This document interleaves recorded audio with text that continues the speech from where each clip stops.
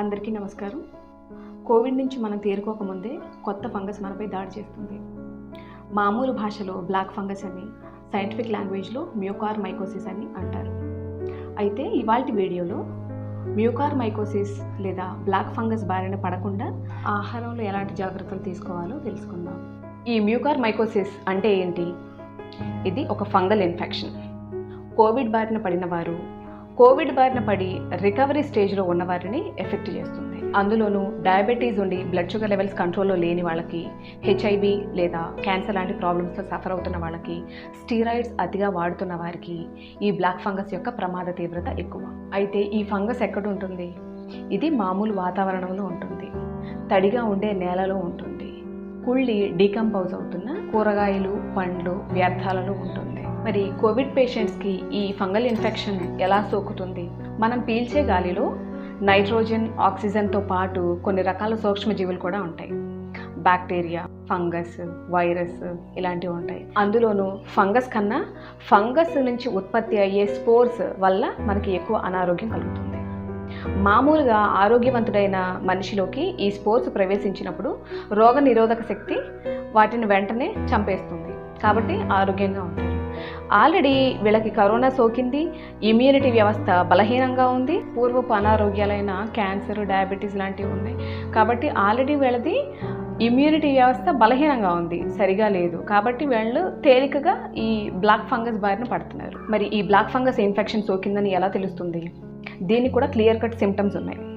కళ్ళు ఎర్రబడడం, dark colour discharge, ముక్కు పొడిబారటం, ముక్కు నుంచి కూడా డార్క్ లేదా బ్లాక్ కలర్ డిశ్చార్జ్, ఈ దవడ దగ్గర వాపు, నొప్పులు ఉండడం దీని ప్రధాన లక్షణాలు. ఈ లక్షణాల ద్వారా సమస్యను ముందే గుర్తించి సకాలంలో డాక్టర్ని కలవడం ద్వారా, ట్రీట్మెంట్ తీసుకోవడం ద్వారా మీ విలువైన ప్రాణాన్ని దక్కించుకోవచ్చు. ఎప్పుడైతే ఈ రోగ లక్షణాలని నెగ్లెక్ట్ చేస్తున్నారో అప్పుడే అసలు సమస్య మొదలవుతున్నట్లు. ఈ సమస్య మెల్లిమెల్లిగా ఊపిరితిత్తులకి చేరుతుంది. ఈ ఇన్ఫెక్షన్ మెల్లమెల్లగా మెదడుని డ్యామేజ్ చేస్తుంది, కన్ను చూపుని శాశ్వతంగా పోగొడుతుంది, మరణానికి దగ్గర చేస్తుంది. ఈ బ్లాక్ ఫంగస్ ఇన్ఫెక్షన్ కూడా కోవిడ్ లాగే ఒకరి నుంచి ఒకరికి సంక్రమిస్తుందా? సంక్రమించదు. ఈ బ్లాక్ ఫంగస్ కోవిడ్ లాగా ఒకరి నుంచి ఒకరికి సంక్రమించదు. మరి ఈ ఇన్ఫెక్షన్ బారిన పడకుండా ఉండాలంటే మనం ఏ జాగ్రత్తలు తీసుకోవాలి? మాస్క్ వేసుకోవడం కంపల్సరీ. కోవిడ్ వచ్చింది, తగ్గిపోయింది, పోస్ట్ రికవరీ కూడా బాగుంది, నేను బాగున్నాను అనే అపోహలు వద్దు.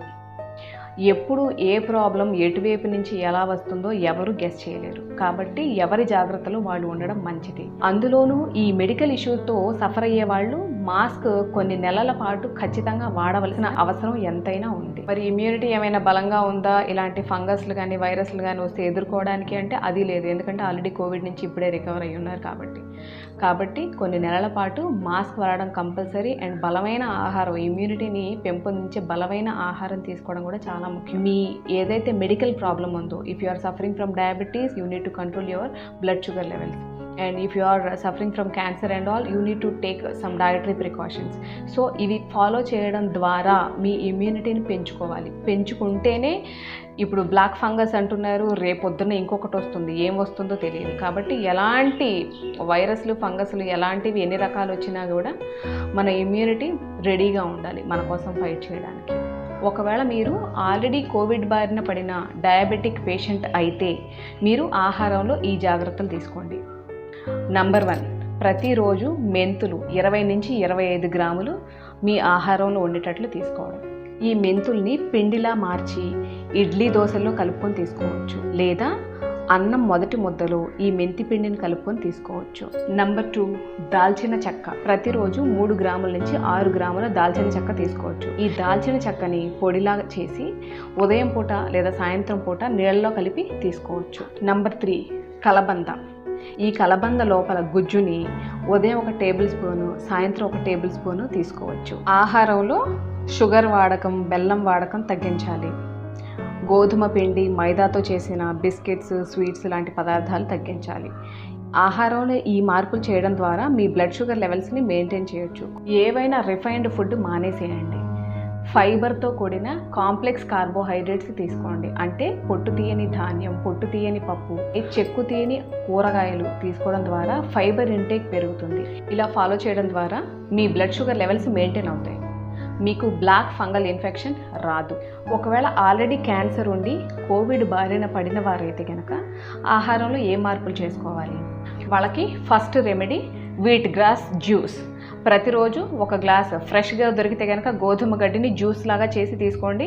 మీకు ఫ్రెష్ దొరకట్లేదు అంటే గోధుమ గడ్డి పౌడర్ దొరుకుతుంది, ఒక గ్లాస్ వాటర్లో ఆ పౌడర్ని కలిపి తీసుకోండి. Third remedy coloured fruits and vegetables తీసుకోండి. ఫర్ ఎగ్జాంపుల్ ఫ్రూట్స్ తీసుకున్నారనుకోండి, yellow or orange colour fruits like orange, papaya, mango ఇలాంటి కలర్డ్ ఫ్రూట్స్ తీసుకోండి. ఒకవేళ రెడ్ కలర్ బెర్రీస్ తీసుకోవచ్చు, వాటర్ మెలన్ తీసుకోవచ్చు. పర్పుల్ కలర్ బ్లూ గ్రేప్స్, నేరేడు పండ్లు ఇట్లాంటి కలర్డ్ ఫ్రూట్స్, రెయిన్బో కలర్లో ఉండే కలర్డ్ ఫ్రూట్స్ అండ్ వెజిటబుల్స్ మీకు ఏం దొరికినా తీసుకోండి. ఎందుకంటే వీటిలో పాలిఫినాల్స్ ఎక్కువ, వీటికి యాంటీ ఆక్సిడెంట్ ప్రాపర్టీస్ ఎక్కువ ఉంటాయి. ఇవి క్యాన్సర్ని నిరోధిస్తాయి.